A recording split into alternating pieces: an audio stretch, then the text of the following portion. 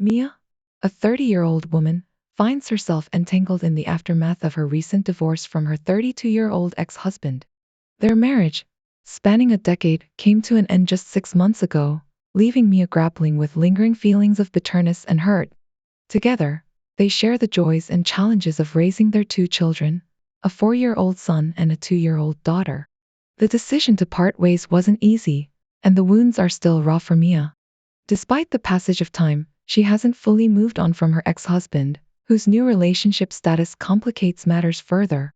As Mia navigates the complexities of single parenthood, she finds solace in her role as a devoted mother, striving to create a stable and nurturing environment for her children. One aspect of their past arrangement continues to be a point of contention: childcare.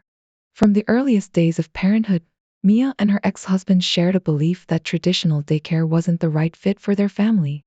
Instead, Mia sacrificed her career ambitions to stay home with their children, eventually carving out a niche for herself with a remote business venture. Supported by her retired parents, who live nearby, Mia manages to juggle the demands of work and parenting, finding fulfillment in both roles. However, the arrival of her ex-husband's new girlfriend, now 5 months pregnant, brings new challenges to the forefront. Disagreements over childcare preferences escalate into heated arguments, with Mia's ex-husband adamantly opposed to the idea of daycare for their impending child. Concerns about the quality of available options fuel his resolve to keep the baby out of institutional care. In the midst of this turmoil, Mia is blindsided when her ex-husband approaches her with a startling request to care for their new baby. Caught off guard by the audacity of the proposal, Mia struggles to contain a surge of pent-up emotions. Years of resentment and hurt bubble to the surface, culminating in a tense confrontation with her ex-husband's girlfriend. Despite the financial inducements and accusations of bitterness, Mia stands her ground. She refuses to compromise her principles or sacrifice her own well-being for the sake of her ex-husband's convenience. With unwavering resolve, Mia reaffirms her commitment to prioritizing the needs of herself and her children above all else. In the face of adversity, Mia emerges as a beacon of resilience, navigating the complexities of post-divorce life with strength and determination. Though the road ahead may be fraught with challenges, Mia remains steadfast in her resolve to carve out a bright and fulfilling future for herself and her children. I wouldn't dwell on it any longer. This has been ongoing since yesterday. And throughout today, the new girlfriend has been incessantly texting me and rallying her friends and family to leave negative reviews on my business. I'm not overly concerned about it, though. My loyal clients are familiar with the quality of my work. However, my ex-husband has been noticeably terse in our recent discussions regarding our children, likely due to my refusal to agree to look after his new baby. Addressing the prevalent comments before delving into the updates, it's crucial to understand that one is never obligated to care for someone else's child, especially if no such services have been formally provided. Moreover, the new girlfriend's entitled behavior regarding childcare and her subsequent attempt to sabotage my income is utterly reprehensible and could even be considered criminal. My ex needs to intervene and cease this damaging behavior, as it not only affects my livelihood but also impacts the welfare of our shared children. Furthermore, it's essential to recognize that my refusal to babysit is not rooted in bitterness but rather in a refusal to enable my ex-husband's inappropriate requests. Despite the emotional turmoil caused by our breakup, I've come to terms with the situation and am prepared to move forward. While it's tempting to engage in further legal action against the malicious review campaign, I must prioritize my mental well-being and focus on finding a resolution that doesn't involve prolonged legal battles. As for the updates, I've noticed that Google may have flagged some of the reviews as spam, which is a positive development. Additionally, I've sought guidance from my lawyer regarding the next steps to take. It's worth noting that my ex-husband's infidelity with his girlfriend, which occurred prior to our divorce, further complicates the situation. In conclusion, while I'm frustrated by the ongoing conflict, I remain determined to protect my business and ensure the best possible outcome for myself and my children. Your continued support in the comments is greatly appreciated, and although I may not be able to respond to every question, I will do my best to address them as time allows. Thank you for your understanding. The duration of this ordeal remains uncertain, and to be honest, I'm not particularly keen on delving deeper into it. Moreover, given my professional background, I understand that contravening her nursing license could potentially worsen the situation. I'll be seeking guidance from my lawyer on the most prudent course of action to take, but it's conceivable that pursuing legal recourse against her may become necessary. In a subsequent update, which is likely to be the final one for the time being, I'm relieved to share that Google has taken steps to address the issue by removing the spurious reviews. The telltale sign was the shared last name among the individuals who left reviews, making it evident that they were not genuine.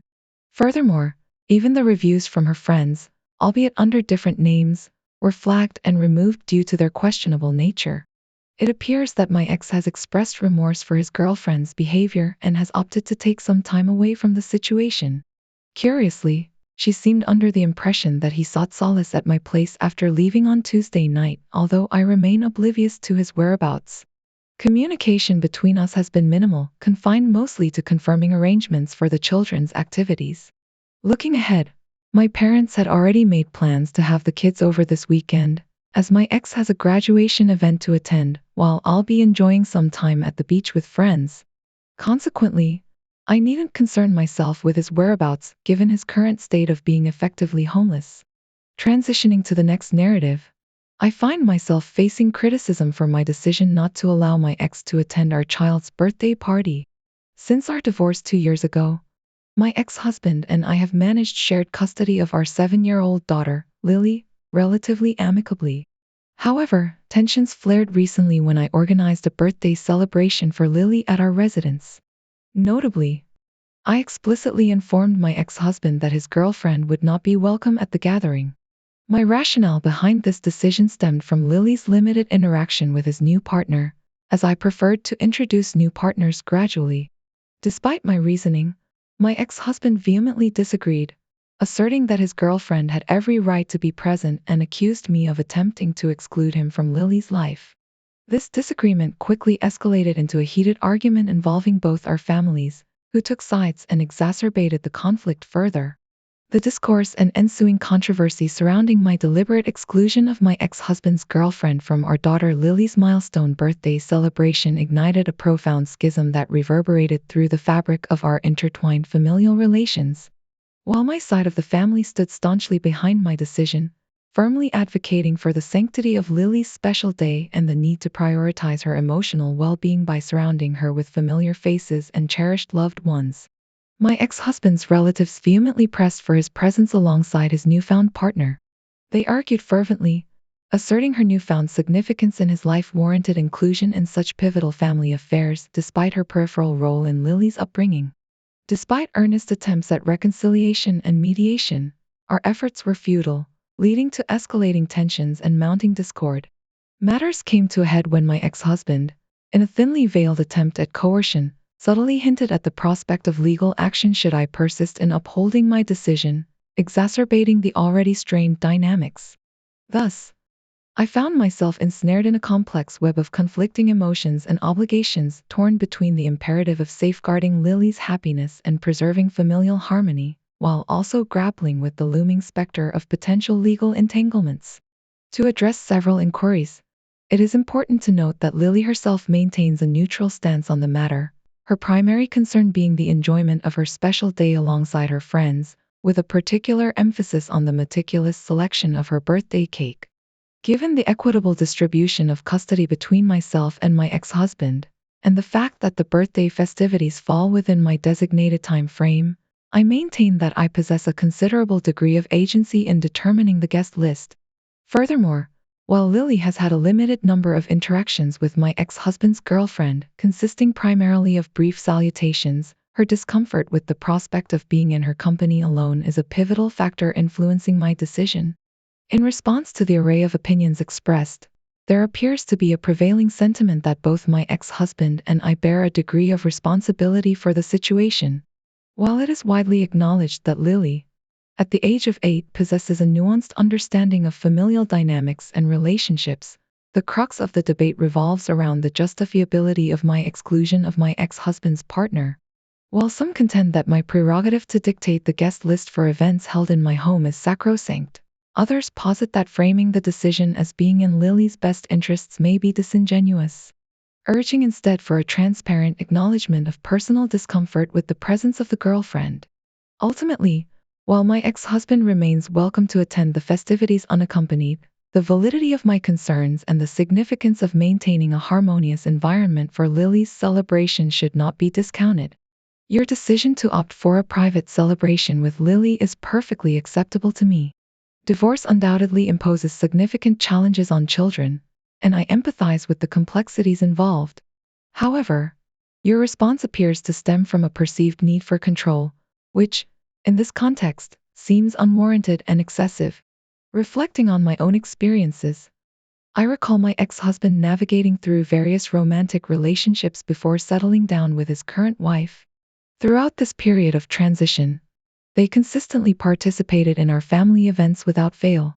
Witnessing their shared joy and presence, I realized the profound impact of genuine happiness on familial dynamics.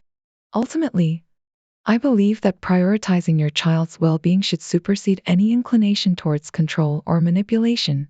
Resorting to threats of legal action only serves to exacerbate tensions and undermine the spirit of cooperation necessary for effective co-parenting. In essence, while acknowledging the complexities of our situation, I implore both parties to strive for mutual understanding and compassion, recognizing that true growth and harmony emerge from a place of empathy and respect. Next story. Am I the a-hole for telling my father-in-law that his wife, my mother-in-law, keeps asking us for money? My 33-year-old self and my husband, Matteo, who is 31, have been married for 4 months and together for 3 years. When we were dating, his mom used to randomly call him up and ask for money, anywhere from $2,000 to $6,000. He told me that she had been doing it for years, but he didn't care because he had a high-paying job and had disposable income to give her money. Now, my father-in-law is a successful businessman in his city, and I was told that they had joint accounts, so I always found it a bit odd that she asked her son for money. When we got engaged, we discussed his mom's monetary requests, and my husband agreed he would put an end to it, and he did. She stopped calling after he refused to give her money. Last Tuesday, my mother-in-law called and asked my husband for $15,000. She said she needed it for a vacation. After he told her no, she sent me a lengthy text message saying that I had no right to get involved in a mother's relationship with her son. I didn't respond. I asked my husband if his parents were having money troubles, and he said that everything is fine as far as he knows. Well, today, my father-in-law and sister-in-law, husband's younger sister, came over for lunch. My father-in-law was helping us choose a bottle of wine when I asked him if everything is okay at home. He looked at me confused, then asked what I was talking about. That's when my husband told him about her calling us for money. It turns out that my mother-in-law has been secretly asking my husband for money in cash.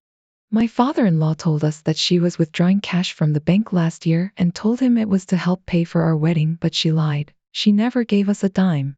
My father-in-law left immediately, and hours later, my mother-in-law called crying, saying that I have a big mouth and ruined her life. My father-in-law wrote us a check to pay us back and temporarily separated from my mother-in-law until he feels he can trust her again. My husband's maternal relatives are calling us and saying that I'm a giant hole. Am I the a-hole for bringing it up to my father-in-law that my mother-in-law is secretly harassing us for money? Edited to add, we were told tonight that she was using the money to buy lavish gifts for her friends and pay their rent. You're not the one ensnared in deceit and financial dependency, a situation where your father-in-law might hopefully recognize his wife's behavior and take appropriate action. It's worth noting that rather than reflecting on her actions, the mother-in-law is pointing fingers at Opie for disclosing her requests for money to her husband despite it being her own son who revealed the truth. Money matters weren't even broached until Opie's involvement prompted the mother-in-law's wrath, indicating an inability to acknowledge her son's independent decision-making.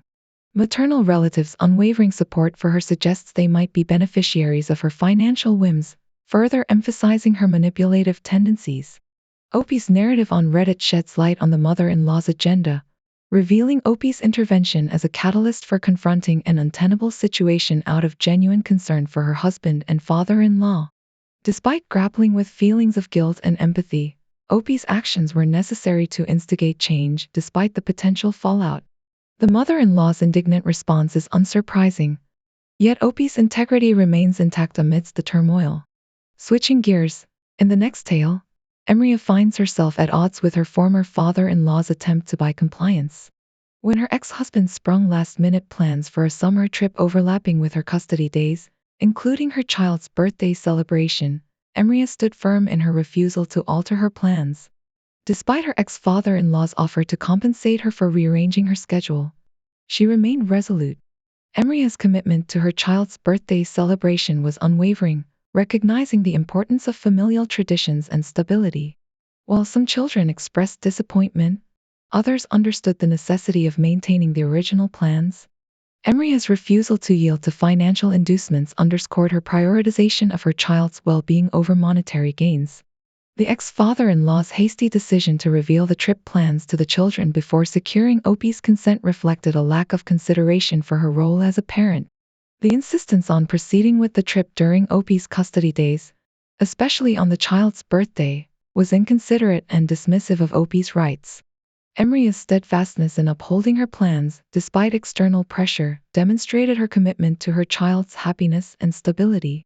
The possibility of dual citizenship and potential legal implications adds another layer of complexity to the situation, prompting concerns about the ex-wife and ex-father-in-law's intentions. In such circumstances, prioritizing the children's safety and well-being is paramount, warranting caution and vigilance.